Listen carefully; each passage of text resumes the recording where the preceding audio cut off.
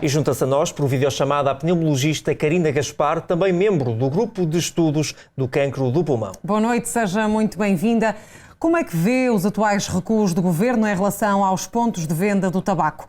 Estas alterações legislativas poderiam ser ainda mais ambiciosas? Boa noite.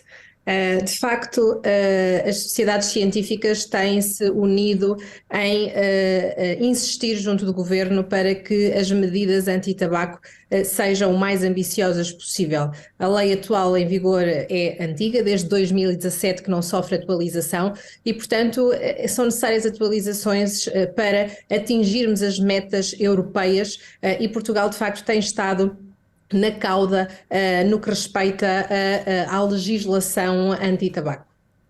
E que impacto poderá ter ao limitar estes espaços onde as pessoas fumam? O impacto pode ser muito positivo. Um dos aspectos mais importantes é, de facto, protegermos as gerações mais jovens das todas as formas de tabaco, porque apesar de verificarmos que o consumo de tabaco dito convencional tem vindo a reduzir em Portugal nos últimos anos, constata-se que as novas formas alternativas de tabaco, os produtos de tabaco aquecido, por exemplo, estão a aumentar e, sobretudo, entre as populações mais jovens e, portanto, limitar no perímetro das escolas, nomeadamente as máquinas de venda automática, são de facto medidas fundamentais. Mas, de facto, deixar de fumar é uma decisão muito séria e refletida por parte das pessoas. Estes entraves, estas limitações à compra do tabaco e também aos espaços onde as pessoas podem fumar, serão suficientes para essa descida do número de fumadores que a sociedade pretenderia?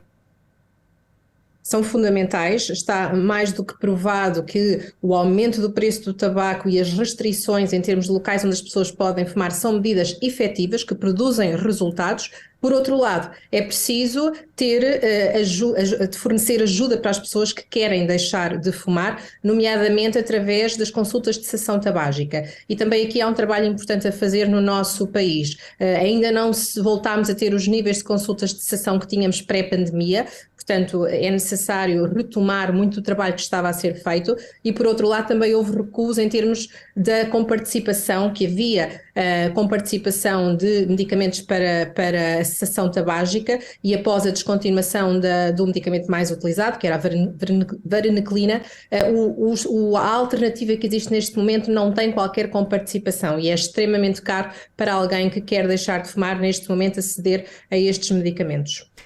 Certo é que existem muitos motivos para se deixar de fumar. Quais são eles, doutora? Consegue enumerar? Muitos, efetivamente. Tal como a peça dizia, os benefícios de deixar de fumar começam a sentir-se imediatamente. A tensão começa logo a descer, a função respiratória melhora, a oxigenação melhora e ao longo dos anos vão-se anulando os malefícios do tabaco. Começa a reduzir o risco cardiovascular, por exemplo, de infartos agudos do miocárdio e de AVCs ao fim de alguns anos. E são precisos muitos anos, mas também o risco de cancro começa a diminuir. Por exemplo, o risco de cancro do pulmão reduz ao fim de algumas décadas, ao fim de 10 anos já reduz para metade e estima-se que ao fim de 20 anos sem fumar possa até já ser igual ao de um não fumador. Ou seja, há benefícios em deixar de fumar independentemente da idade em que a pessoa decida tomar essa atitude. Sempre. É sempre vantajoso deixar de fumar. Confirma-nos que há também mais malefícios ainda de começar a fumar nas idades mais jovens, ou seja, quando as pessoas ainda estão em desenvolvimento? É verdade. Um dos problemas que nós assistimos é que de facto o início dos hábitos tabágicos ocorre quase sempre em idades jovens. A iniciação ocorre quase em 80, 90% dos casos antes dos 18 anos.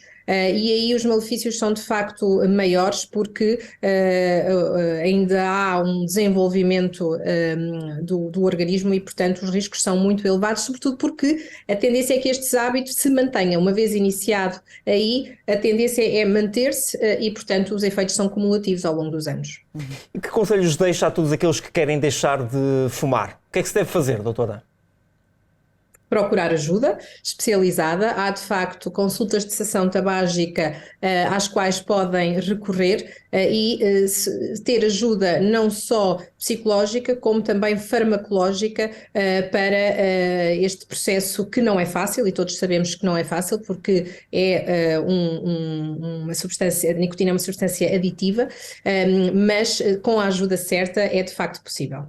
A vossa grande preocupação nestas 13 mil mortes por ano que seriam evitáveis tem a ver com o desenvolvimento do cancro do pulmão, essencialmente, ou há também outro tipo de doença? Não só. Essas mortes, em Portugal há cerca de 4.600 a 5.000 mortes que são de facto devidas ao cancro do pulmão por ano, portanto ainda há um número muito elevado que tem muito a ver com outros tipos de cancro, porque não é apenas o cancro do pulmão, mas também doenças cardiovasculares que têm uma relação muito forte com o tabaco.